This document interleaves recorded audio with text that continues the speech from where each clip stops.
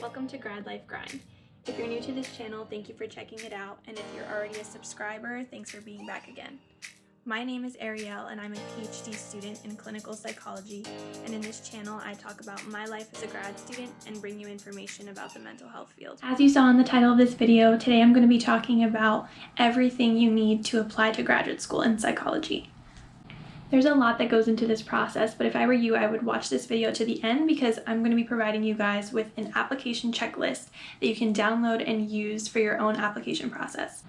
I'm a PhD student in psychology myself, so I've been through this process, and I also work at the admissions department at my school, so I've gotten a lot of exposure to the different things that programs ask for on their applications. When I was applying to graduate programs, I did my best to stay organized, but I really wish that I had a step-by-step checklist or guide for the application process because it's really time-consuming. It also requires a lot of energy, and there's just so many little pieces that you need to submit. So I'm going to try and go over every individual piece of your application that you need to have prepared when you start applying for graduate school, starting with the list of programs. If you want to have any sense of organization over your graduate application process, you definitely need a program list. And I essentially stayed organized by having a spreadsheet with all the programs I was applying to, what they required of me, their deadlines, and so forth. I did record a video about this before, and I provided a link for you guys to access my organization spreadsheet. Those are still available if you need them, so in the description for this video I will have the link to the video I recorded about staying organized, as well as the link to get my spreadsheet so that you can stay organized in your application process. But whether you use my spreadsheet or your own, you definitely need to have a list of programs that you're applying to, when you need to have your applications ready by, and every single thing that they're asking you for on your applications. This is super important because once it's time to click submit, you need to make sure that you have everything for each program, and unfortunately, it's not uniform. Some programs may ask for more things than others, and if you don't have a list of programs and all the details for that program, you're gonna have a really hard time when it comes time to submit them, and it's a really stressful process as it is. I can remember trying to submit my applications kind of at the last minute, which I don't recommend, and I was super nervous that I was going to forget something. So definitely the number one thing that you need is a program list. The next set of things that you'll need if you're applying to graduate school is all the written materials. For psychology programs, you're typically required to submit a personal statement, and that is a statement about you, about what your goals are, why you're interested in that program or in psychology in general. And every program will provide a little bit more detail about what they're looking for in that personal statement, so that's where your program list comes in. You'll also sometimes be asked to submit a statement of purpose or a statement of intent, and sometimes that is a little bit different from your personal statement because the program is looking for more information about your research interest, your future goals, what you want to do after graduate school. And like I said, every program is going to provide you with the information that they are looking for in those statements. So to summarize, some programs will want a personal statement only, and what you write in that statement is super important. And some programs will ask for a personal statement and another type of statement, whether it is a research statement, a statement of intent, or a statement of purpose. So these writing materials are really important for your application because it is your opportunity to stand out, tell a little bit about who you are, differentiate yourself from other applicants, and also give the admissions committee a little bit of who you are and highlight what isn't on your CV or on your resume or otherwise on your application. I would really focus on having a strong statement that you can edit for each program based on the specifics that they're asking for. I would start crafting a personal statement, and there are tons of examples online, and I can probably do another video about this in the future. So you can start writing at least a draft that reflects the main things that you want to get across to the admissions committee. So if there are key components of your interest, of who you are and what you stand for, those are threads that are going to run through all of the statements that you write anyway. So you can get started on a draft, and then when you know which programs you're going to apply to and you know that they're asking for you to touch on specific pieces, you can edit as needed. Some other written materials that programs may ask of you are writing samples and fellowship or scholarship essays. So these two items are not always required by programs. Sometimes they're optional, sometimes there are programs who do want them. So writing samples are not papers that you would write when you're preparing your application. It's actually something that you've already written, for example, for one of your classes in the past that you got a good grade on, that you will submit to the program with your application to show that you're a good writer. If you know, based on your program list, that some of the programs you're applying to are going to ask for a writing sample, you can start looking back at your old papers and the grades you got for them and pick out 1 or 2 papers that you know you did well on and that showcase your ability. And you can pick those out, maybe make a couple of edits here and there, and just save them and have them prepared for those programs that are going to ask for a sample. And typically what writing samples consist of are a research paper that you had to write or a literature review. If you already wrote a published article, then you can submit that as a writing sample. And another thing you can do to specify if you're not sure what kind of writing sample to submit is simply to call the program that you're applying to, ask their admissions department, I see here that you guys are asking for a writing sample. I just want to clarify what exactly that entails, what you guys are looking for. And that way you have a better idea when you're looking back at your previous work. What should I choose? What piece showcases my strengths the most? And then the fellowship and scholarship essays are also not always part of your application, but some programs may give you the opportunity to apply for a fellowship or scholarship with your application, which is kind of nice because graduate school is expensive and funding is one of the #1 concerns that students who are applying may have. So if a program is offering a fellowship or a scholarship, they may ask you to complete an additional form or application with your general program application and or ask you to submit a written essay, like fellowship essay. I would allocate time if you're applying to a program that requires that or that you want to add that to your application with. I would allocate the time to work on that writing. A lot of the fellowship or scholarship opportunities that I had while I was applying to my programs were basically diversity initiatives. So there were special fellowships or scholarships or grants for students who came from diverse backgrounds. And in order to apply, the program would ask you to submit with your general application. Also, please submit a diversity statement or what diversity means to you, things like that.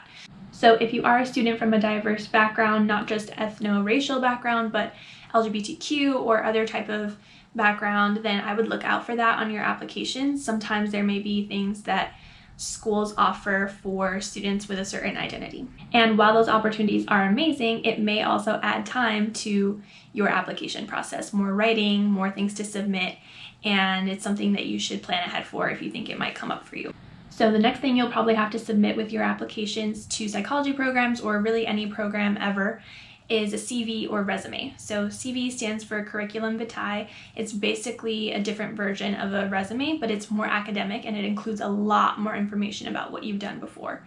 And you can find examples of CVs online, and you can also find more academic resumes online as well. And I definitely recommend looking at some other samples. I recommend asking faculty that you trust or more advanced students that you trust to review your CV, because it's something that is supposed to showcase what you've done in the past, what you've learned from those experiences, and it's a really useful tool for admissions committees to just scan through and determine whether they think you're a strong applicant. Another really significant part of grad school apps is your letters of recommendation. So most programs require 2 to 3 letters of recommendation. I have seen some programs that let you do more than 3, up to 5.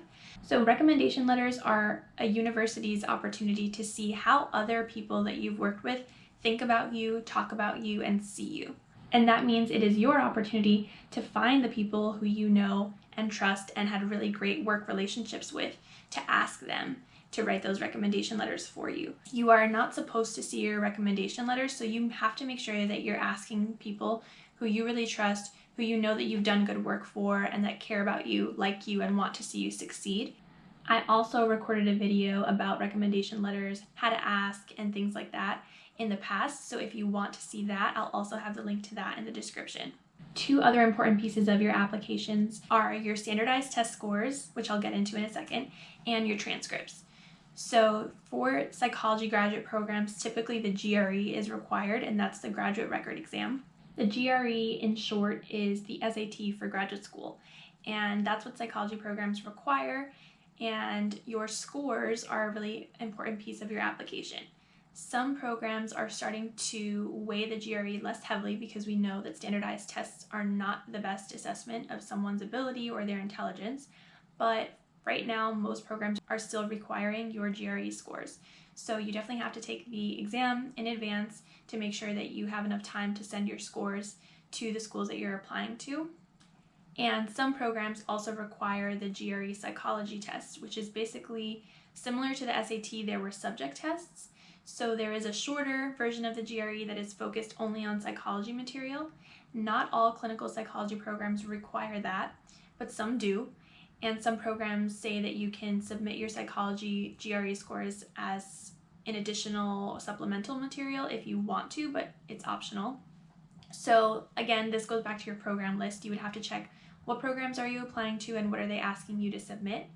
Almost always you will have to submit some type of standardized test scores. And if you're applying to programs that are not in psychology or are in any other field, they may be asking you for something different than the GRE, but still a standardized test. So I would definitely check online for what tests are standard for applications in your area. But I can't speak for international students. If you are an international student and you are applying to programs in the United States in clinical psychology, they will have you submit your GRE as well, and sometimes you have to submit an exam that shows your English proficiency if you're coming from a different country where English is not the primary language.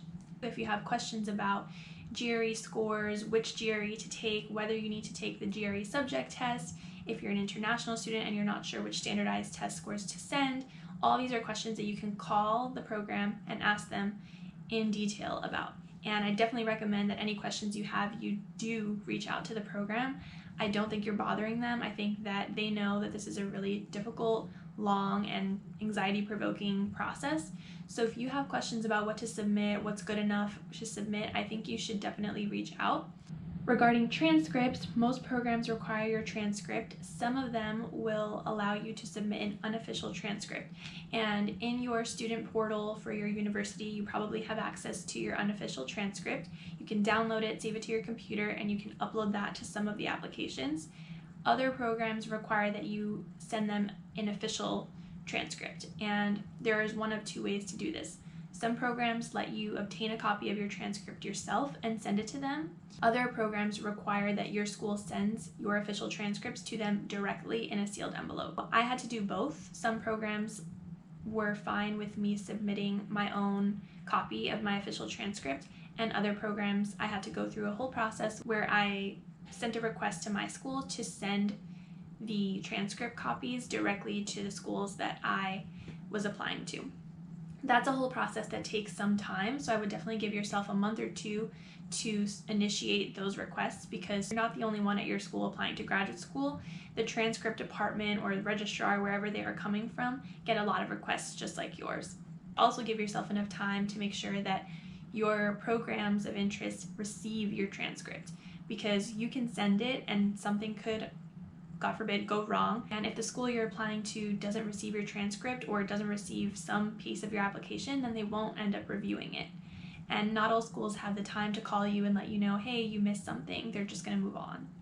So another piece of your application is the application itself. This is the part of the application that asks you all about your personal information, like your name, your address, and other things like that. Every application requires this.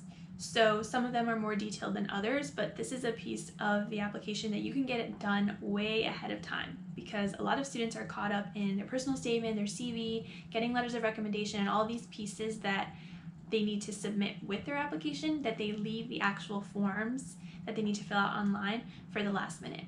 But I recommend doing that first because it's so easy. All you have to do is fill out every box that they ask you to fill out, your phone number, all these things. You already have that. You don't need to write an essay about it. You don't need to spend time developing or crafting your answers. Those are easy, just like any other form, just like passport or anything like that.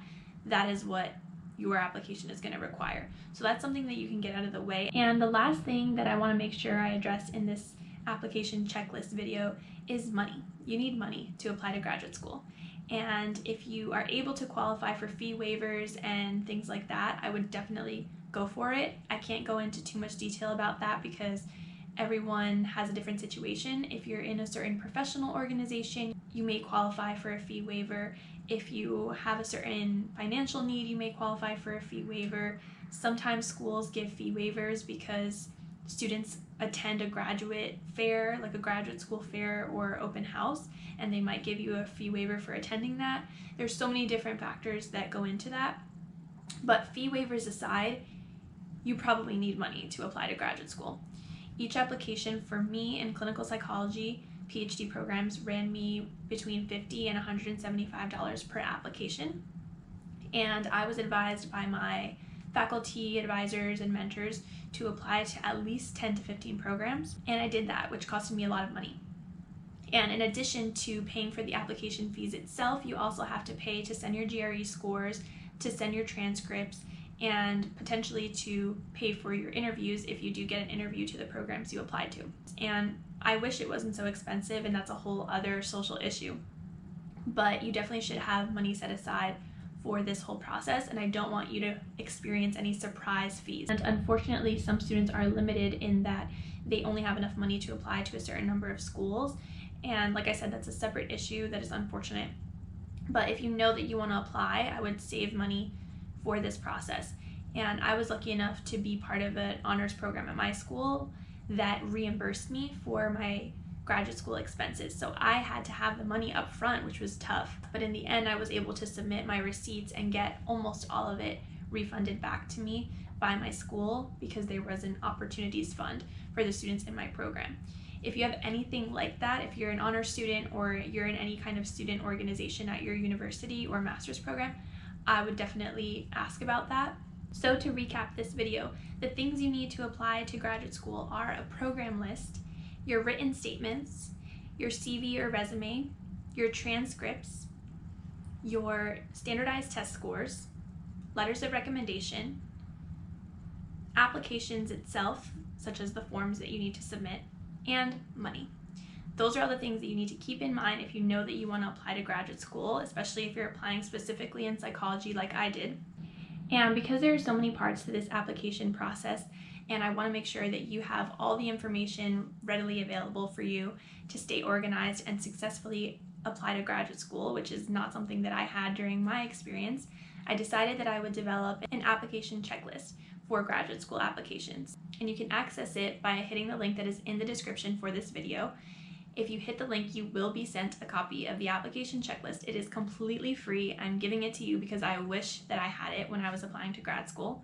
And what I've also included is next to each item on the checklist is also a note that I wrote with a little bit more information about what I think would help you, whether certain things are optional, and some of the details that I covered in this video. The checklist that I made was designed specifically with clinical psychology students in mind, so it's a little bit customized to my own application experience, but I think that the checklist could be useful for anyone who is applying to graduate school in any field. So just like I promised you at the beginning of this video, there is a tool out there for you created by me, and I really hope that you'll take advantage of it. So if you watch this video and you're applying to graduate school, I wish you the best of luck, and I appreciate you watching this video so much. Thank you for tuning in to Grad Life Grind. My goal is to inform you, to inspire you, to spark an interest in you, and hopefully also entertain you. So I hope you'll check back in next time.